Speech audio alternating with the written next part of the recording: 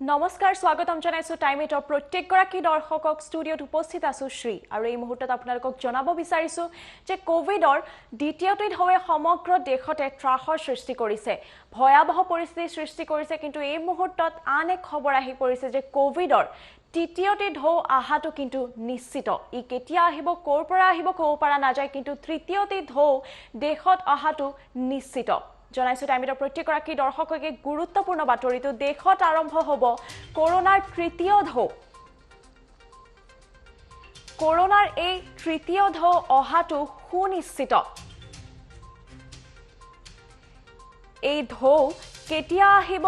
ক'ৰ পৰা আহিব ক'ব পৰা নাযায়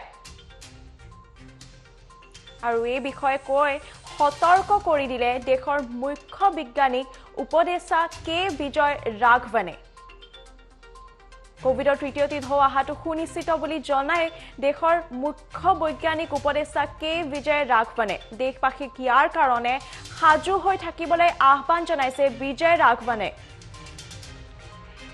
তেখেতে কোৱা অনুসৰি অহা 6-7 মাহৰ ভিতৰত দেশত আহিব পাৰে কৰোনাৰ তৃতীয়টো ঢৌ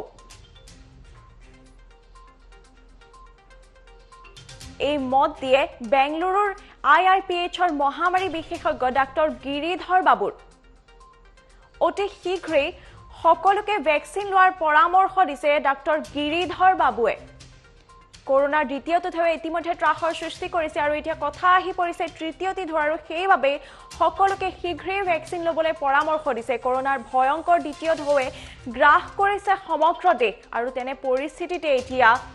আমেৰিকাৰ পিছতে দ্বিতীয় স্থানত আছে ভাৰতবৰ্ষ প্ৰতিদিনে নতুনকৈ আক্ৰান্ত হৈছে ভাৰতবৰ্ষত লক্ষাধিক লোক লাখ লাখ লোক আক্ৰান্ত হৈছে প্ৰত্যেক দিনে মাত্ৰ 24টা ঘণ্টাতে ভাৰতবৰ্ষত আৰু এতিয়া যি কৰোনা ভাইৰাছে কাঢ়িছে ইজনৰ পিছত সিজনৰ প্ৰাণ সেই পৰিস্থিতিয়ে বৰ্তমান সমগ্ৰ দেশক এক ভয়াবহ পৰিস্থিতিৰ ফালে গতি কৰিবলৈ বাধ্য কৰিছে কোভিডৰ তৃতীয় ঢৌক ৰখাব পৰাটো সম্ভৱ নহ'ব বুলিও জনায় বিজ্ঞানীজনে কোভিডৰ দ্বিতীয়টো ঢৌৱে ইতিমধ্যে সমগ্ৰ দেশতে লগতে ৰাজ্যতো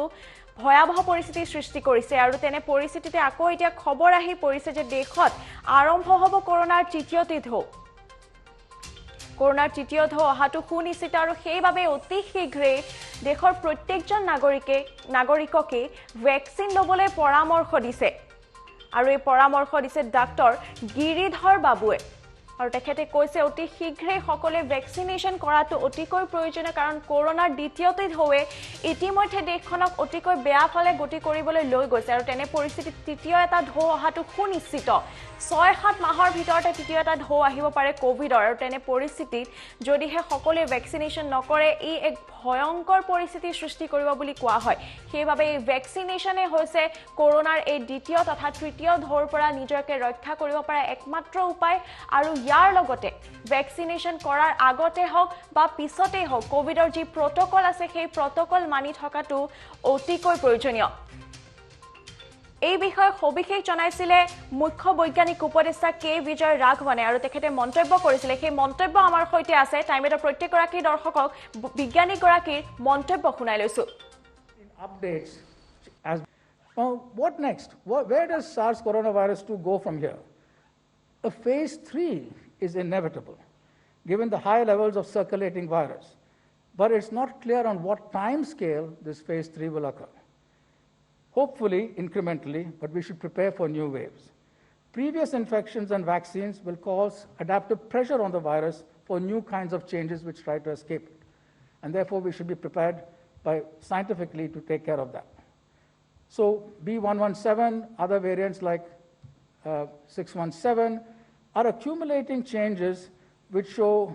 excellent vaccines show excellent efficacy,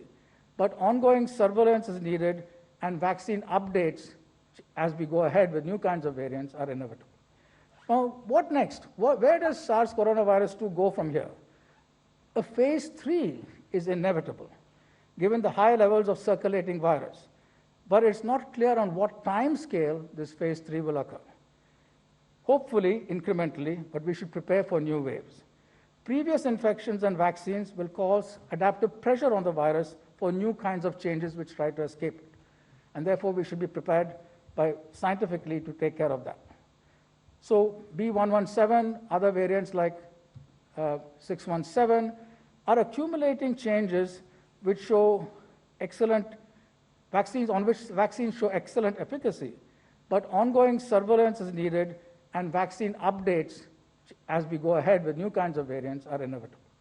Now, what next? Where does SARS coronavirus 2 go from here?